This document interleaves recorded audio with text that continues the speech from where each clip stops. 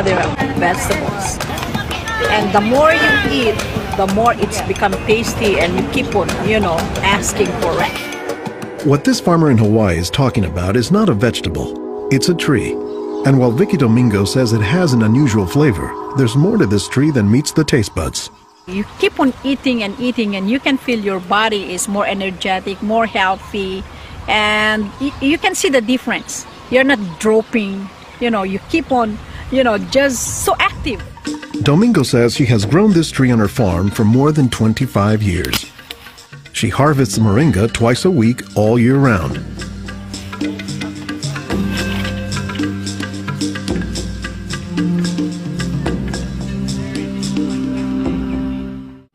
Domingo says there are many nutritional and medicinal uses for moringa.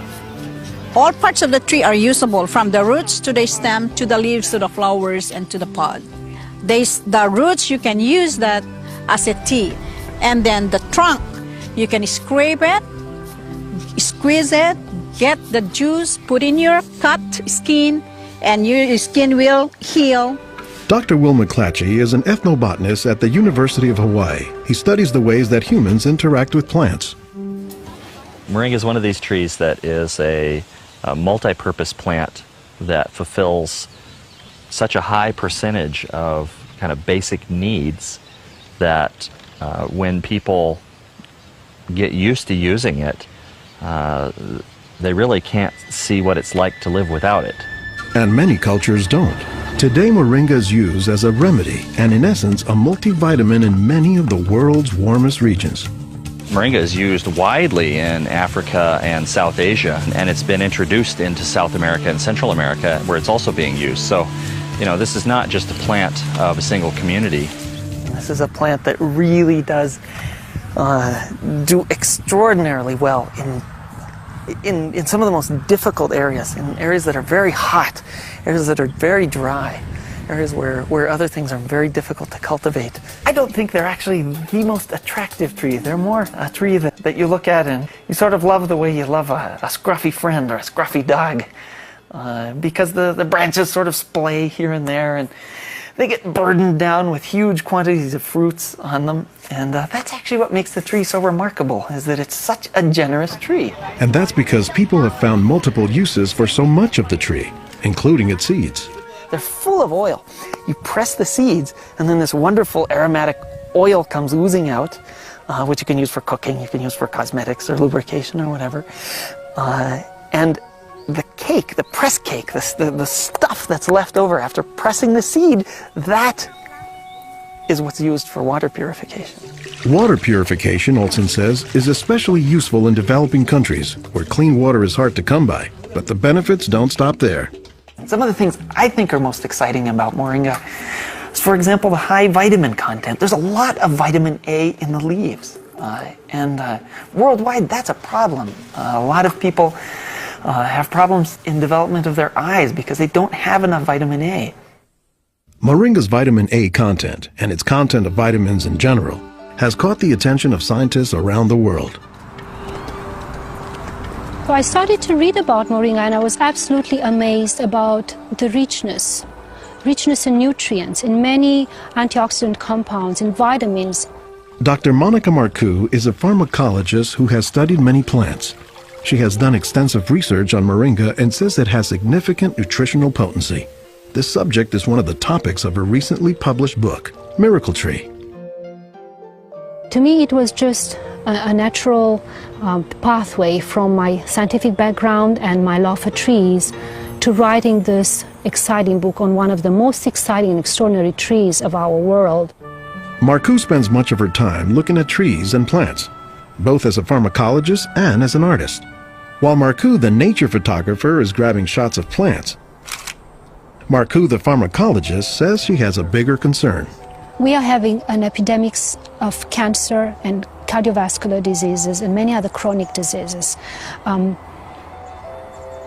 It's because we basically do not eat what we are supposed to eat.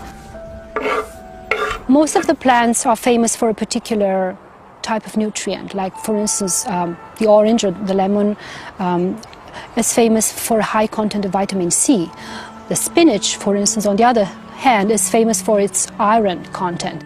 Moringa is very unusual because this single plant contains a wide variety of nutrients, but also in quite very high amounts. Marcoux says this concentration of nutrients combined with low calories and low sodium content makes moringa an ideal energy food or supplement that can help offset the typically unhealthy Western diet.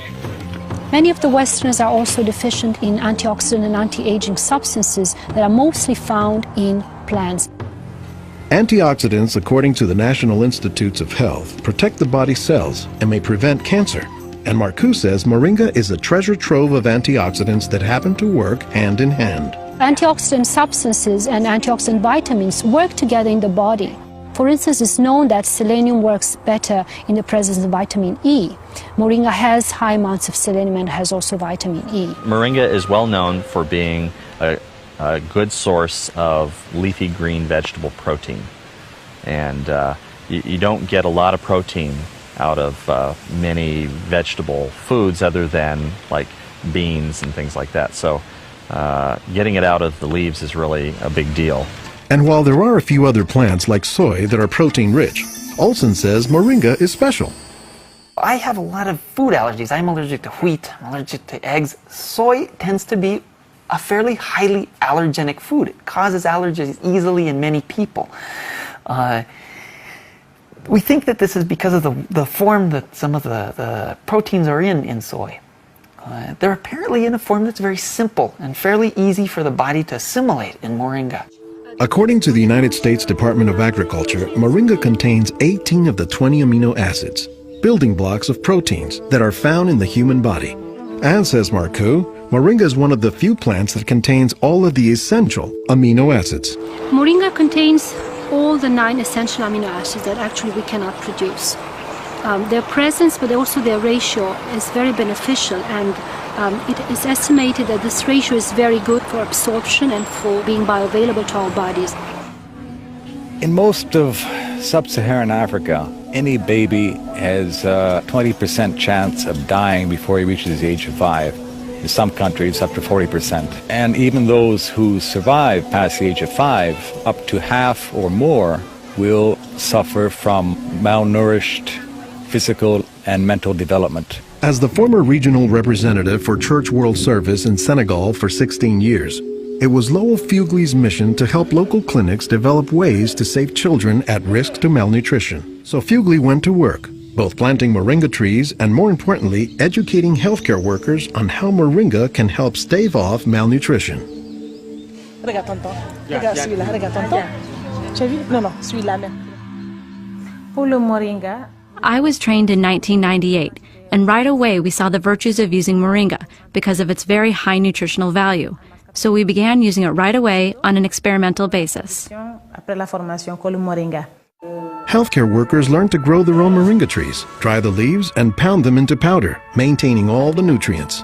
Nursing mothers were taught to add a spoonful of moringa to their food morning, day, and night to increase their milk production. They were also told to add moringa to all of their family's meals. As people changed their habits, Fugley says the results were clear, especially